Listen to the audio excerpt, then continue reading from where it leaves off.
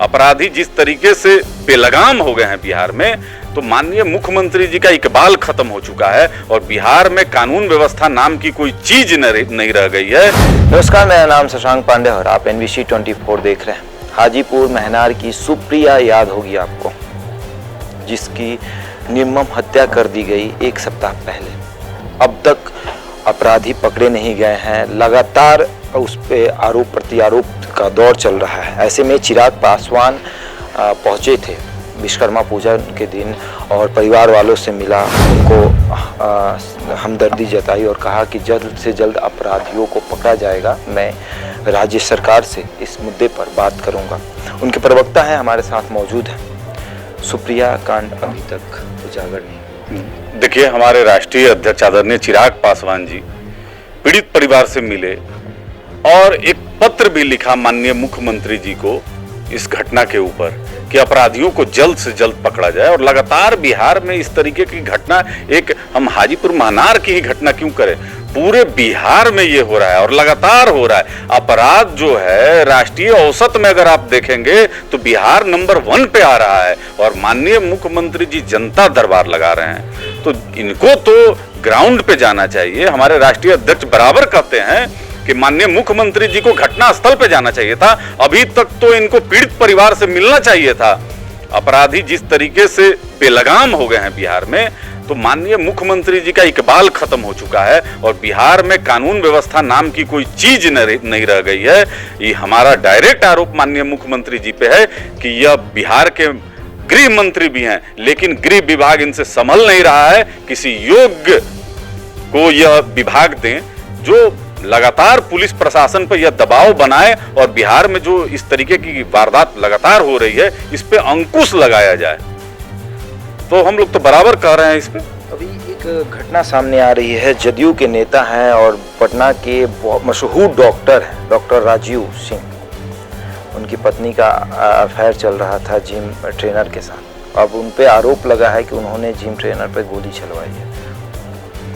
देखिए, यह घटना जो है इसकी जानकारी तो समाचार पत्रों से ही हम लोग को मिली है। अलबत्ता यह जरूर कर सकते हैं कि माननीय मुख्यमंत्री जी का काम है अपराधियों को बचाना। इसमें भी आप देखेंगे कि एकमात्र खाना पूर्ति की गई है और जो उनके प्रकोष्ठ के ये उपाध्यक्ष थे, वहां से इनको चिकित्सा प्रकोष्ठ से इनको हटाया गया है। इनको गिरफ्तार नहीं किया गया, थाने से इनको छोड़ा गया है। तो कहीं ना कहीं माननीय मुख्यमंत्री जी का संरक्षण तो प्राप्त है ही अपराधियों को। अपराधी के पास अगर राजनीतिक संरक्षण ना हो तो पुलिस तो तुरंत अरेस्ट कर लेगी, लेकिन पुलिस पे दबाव दिया जा रहा है जदयू के तरफ से कि आप फलाने को छोड़ दें। तो थाने से छोड़ने का यह जो विषय है, यह तो माननीय मुख्यमंत्री जी के संज्ञान में होगा। उनके नेता किस तरीके से पटना में खुलेआम गोली चलवा रहे हैं, तो अपराधी बेलगाम है और जदयू के संरक्षण में सारे अपराधी बिहार के पोषित हो रहे हैं, पाले जा रहे हैं। यह देखना चाहिए यह विषय को। माननीय मुख्यमंत्री जी जनता दरबार के माध्यम से ही इसको देखें, लेकिन कहीं ना कहीं उनके संज्ञान में यह जरूर होगा। रात दिन उनके प्रवक्ता जो प्रवचन देते हैं अपराध पे, तो कम से कम अपने गिरेबान में भी झांक के देखें। इससे पहले भी आपको याद होगा कि लॉकडाउन के दरमियान इनके युवा नेता के ट्रक से स्प्रिट की एक बहुत बड़ी खेप पकड़ी गई थी। क्या हुआ उसमें? वह क्या जेल के अंदर हैं? और ये जो दंपत्ति हैं, इनमें क्या हुआ? अरेस्ट हो गए क्या? तो माननीय मुख्यमंत्री का जो नियम कानून कायदा जो है वह विपक्षियों पे भी चलता है और जो गरीब तबका होता है उसको ये दबाने और कुचलने का प्रयास इनका भरपूर रहता है। तो इन लोगों को तो शर्म भी नहीं आता है। हम लोग लगातार कह रहे हैं कि बिहार अब इनके कंट्रोल में अपराधी नहीं है, तो कहीं ना कहीं इसमें 100 में 100% माननीय मुख्यमंत्री जी का कानून व्यवस्था का दोष है, उनके गृह मंत्रालय का दोष है कि अफसर अब इनके सुन नहीं रहे हैं। विधानसभा चुनाव में जहां एक तरफ महागठबंधन ने 10 लाख नौकरियां की बात की थी कि 10 लाख नौकरी देंगे अगर हम सत्ता में आएंगे, तो वहीं एनडीए ने 20 लाख रोजगार की बात की थी।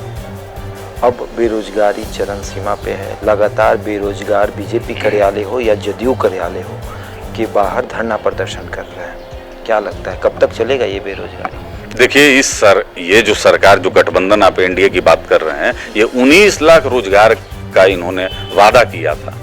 तो अगर आप सालाना हिसाब से भी अगर देखेंगे तो 3.25 लाख का ये आंकड़ा बनता है।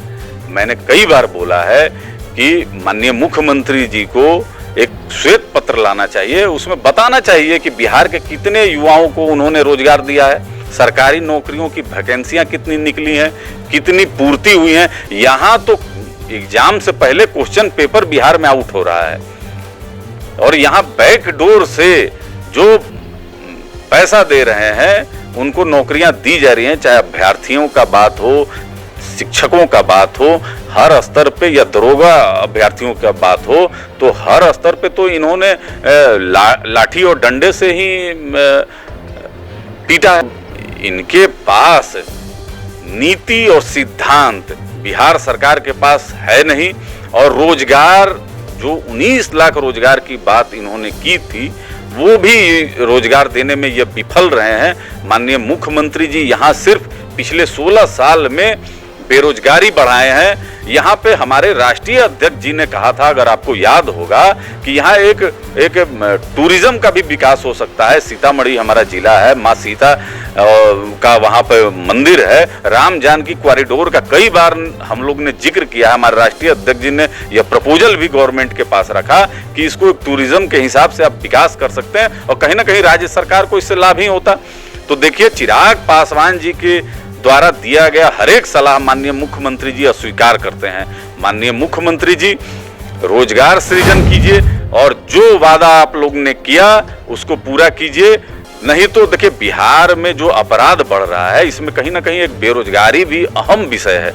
अगर रोजगार यहाँ युवाओं के पास होता तो बेरोजगारी दर भी कम होती और अपराध भी नियंत्रण होता। तो कहीं ना कहीं अपराध के बढ़ने में भी बेरोजगारी बहुत अहम रोल अदा करती है। आखिरी सवाल है, आप लोगों ने बिहार के मुख्यमंत्री नीतीश कुमार से ये मांग की थी कि स्वर्गीय रामविलास पासवान की बिहार में एक मूर्ति लगाई जाए पटना में, मांग पूरी हो गई है? देखिए, माननीय प्रधानमंत्री जी को हमने पत्र लिखा है और माननीय मुख्यमंत्री जी को भी पत्र लिखा है और माननीय उप मुख्यमंत्री को भी पत्र लिखा है।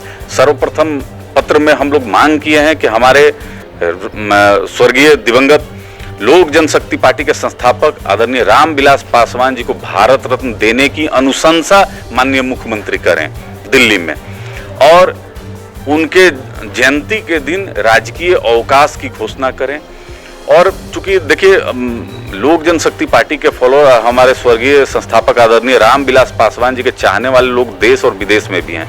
हर एक जिला में मूर्ति उनकी स्थापित हो, आदमकद मूर्ति स्थापित हो, तो जमीन की व्यवस्था राज्य सरकार करे। ये हमारी 3 मांगे थी। माननीय मुख्यमंत्री जी को हमने अवगत कराया है और उनके पास जो हमने पत्र भेजा है कि आप अनुशंसा करके माननीय प्रधानमंत्री जी के पास आप यह भेजें और भारत रत्न देने की अनुशंसा आप करें। तो देखिए, जवाब माननीय मुख्यमंत्री जी जब मिलने का समय नहीं देते हैं तो ये जवाब देंगे क्या?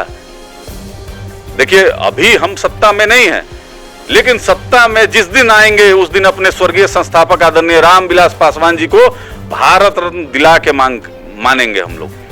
सत्ता में आने के बाद भारत रत्न दिलवा ही दिलवाएंगे। बिल्कुल दिलवाएंगे और उनके जयंती के दिन राजकीय अवकाश भी होगा और हर जिले में उनका मूर्ति भी स्थापित होगा। तो देखिए, माननीय नीतीश कुमार जी दलित विरोधी मानसिकता से यह पीड़ित हैं। इनको और जिस चश्मा से यह देखते हैं उसमें दलित कहीं दिखाई नहीं देते हैं।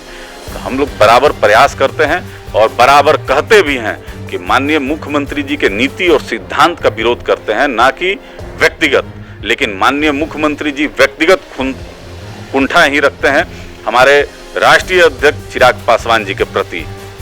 चलिए, तो ये थे लोजपा के चिराग गुट के प्रवक्ता थे। इन्होंने नीतीश कुमार पर तमाम आरोप लगाए हैं। इन्होंने कहा है कि नीतीश कुमार व्यक्तिगत कुंठा रखते हैं चिराग पासवान से।